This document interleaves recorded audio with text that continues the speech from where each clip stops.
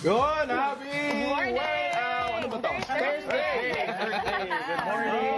Okay. Isang kembot na lang Isang Friday kembot na lang po ay Biyernes na. At ito'y payday, ha? Payday ngayon, Yes, ha? tsaka long weekend. Long diba? weekend. Starting bukas. Labor Day Oo, Labor Day bukas. Good morning po sa inyo. Gising at bangon na Pilipinas. Araw po ngayon ng Huwebes, April 30. Isang bagong umaga, isang bagong laban.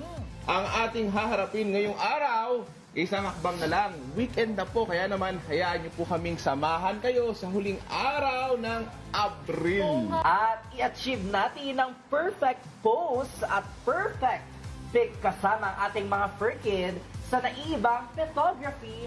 Mamaya na rin po yan. Photography pala. Yes, naman. photography. At treasure warning!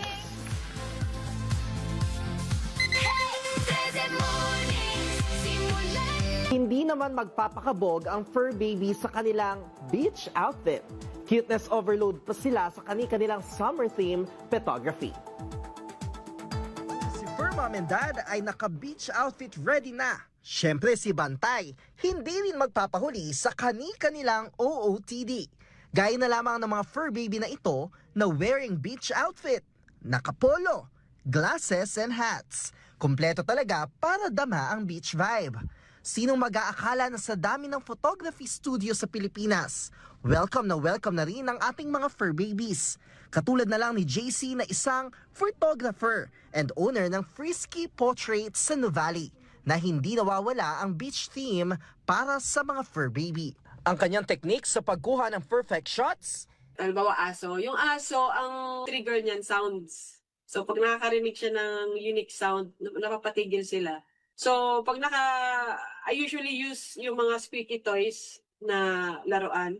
For cats naman, yung feather toy. Feather toy naman yung ginagamit ko sa kanila. For dogs, kung bawa wala kayong, parang nasanay na sila sa squeaky toy kasi yun yung toy nila sa bahay. You can use your mouth, tapos produce a unique sound. Minsan pag aso, minsan, gawa ganun lang ako. Tapos kung ano-ano, ganun. Ganon. Di ba? Iba-ibang sound. Kasi pag minsan may naririnig silang bago, ay, naku-curious sila. Tapos pag tumigil sila sa harapan mo, dapat ready na yung camera mo mag-picture. Para sa mga fur parents na gustong bigyan ng beach theme ang inyong mga fur baby, may mga packages ang Frisky Portraits na may kasamang tangible items tulad ng frame photos, calendar at photo album. May makikita mo dito makikita mo itong calendar ni Pos. So, yung mga pictures ko, dito, nafi-feature sa mga calendars ni Pos. Yan. So, dito, karamihan sa mga nafi-feature dito sa mga calendar nila, na-adapt. So, tuwang-tuwa ako pag na-adapt yung mga shelter animals na na-picturean namin. Hindi pa dyan natatapos sa mga offers nila. May home service, outdoor shoot at pet studio din sila. At hindi lang aso at pusa ang kaya nilang i-cater. Most household have domestic pets like the dogs and cats. Yun yung madalas kong picturean. Pero I can also do, may mga pets din kasing rabbits, di ba? Rabbits, turtles, mga reptiles, tapos birds, yon. So nakakapag-picture din ako ng mga ganong klaseng hayop. Hina-highlight din ang mga greenery at environment, kaya mas pinipili ng mga customer na mag-outdoor shoot para makapag-play ang pets at hindi ma-stress.